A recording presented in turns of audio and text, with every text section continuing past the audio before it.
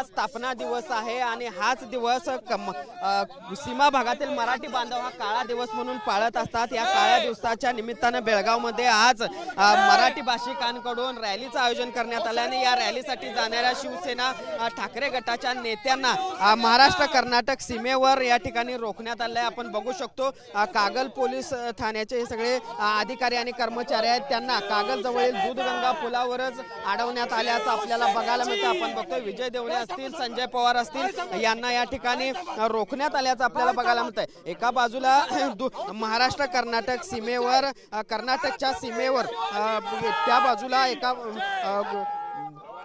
Karnataka police असतानाच या ठिकाणी महाराष्ट्र पोलिसांनी आता या ठिकाणी ठाकरे गटाच्या सगळ्या नेत्यांना रोखल्याचं आपल्याला बघायला मिळते। आपण बघू शकतो कशा पद्धतीनं या ठिकाणी या सगळ्या नेत्यांना ते रोखण्यात आलेलं आहे। आपण बघू शकतो मोठा पोलीस बंदोबस्त आहे। काय सांगाल महाराष्ट्र पोलिसांनी?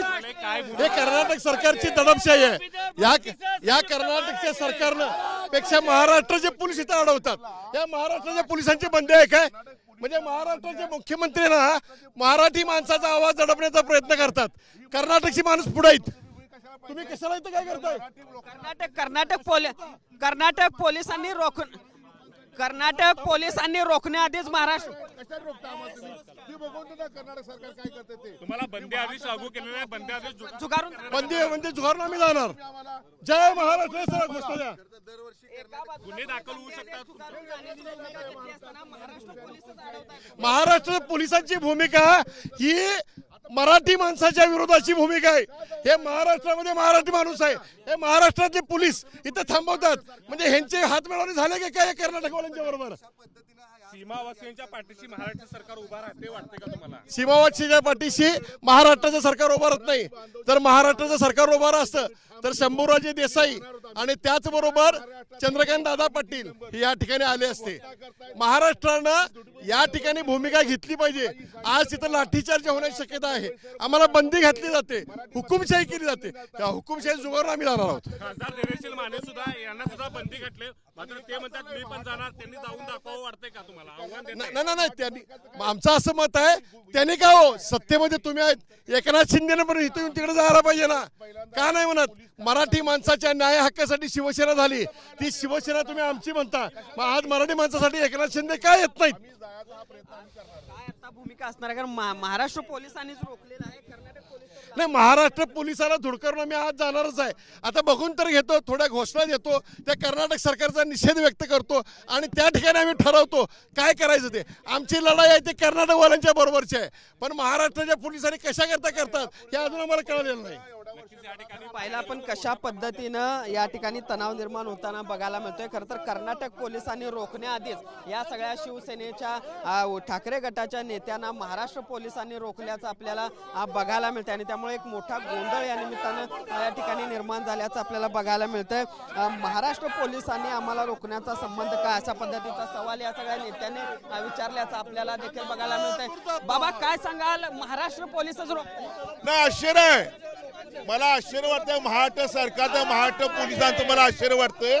यापूर्वी आतापर्यंत कर्नाटक सरकार आम्हाला अडवत होतं, मला महाराष्ट्र पोलीस आम्हाला अडवत आहेत। म्हणजे मराठींचा किती तिरस्कार आहे महाराष्ट्र सरकारचा ह्या घर खाते ह्यात स्पष्ट होतंय। एकीकडे मराठी मतांसाठी तुम्ही मुंबईसह महाराष्ट्रात लोटांगण घालताय आणि मराठी बांधवांवर अन्याय चाललाय, तिथं आमची भूमिका आम्ही मांडायला पाहिजे, मांडली पाहिजे। ही दंडुकशाही हुकुमशाही महाराष्ट्रात सुरू झालेली आहे, हे जो घोतक आहे या सरकारचा, ह्या पोलीस गृह खात्याचा आम्ही तीव्र शब्द निषेध करतोय। सरकार मराठी भाषिकांच्या पाठीशी नाही, महाराष्ट्रातलंच सरकार नाही। महाराष्ट्र सरकार हे मराठी भाषिकांच्या पाठीशी नाही हे स्पष्ट आज होतं इथं।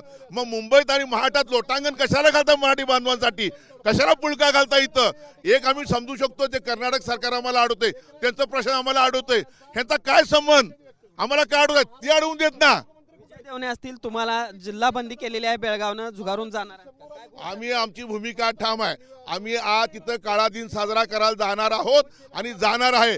यापूर्वी सुद्धा अनेक वर्षापासून आम्ही त्या मराठी भाषिकांच्या पाठीशी आहोत आणि भविष्यात आम्ही त्यांच्यावर राहणार आहोत। पाहिलं आपण कशा पद्धतीनं शिवसेना ठाकरे गटाचे हे सगळे नेते आहेत ते आक्रमक असल्याचं आपल्याला बघायला मिळतंय।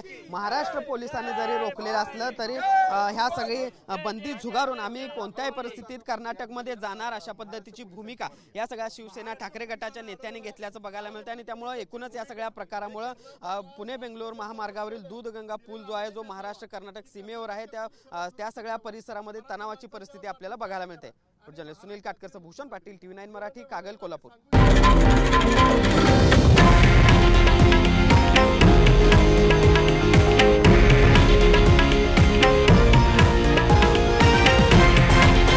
हे आहे देशातील नंबर 1 न्यूज नेटवर्क आणि आपण पाहत आहात TV9 मराठी, एकमेव।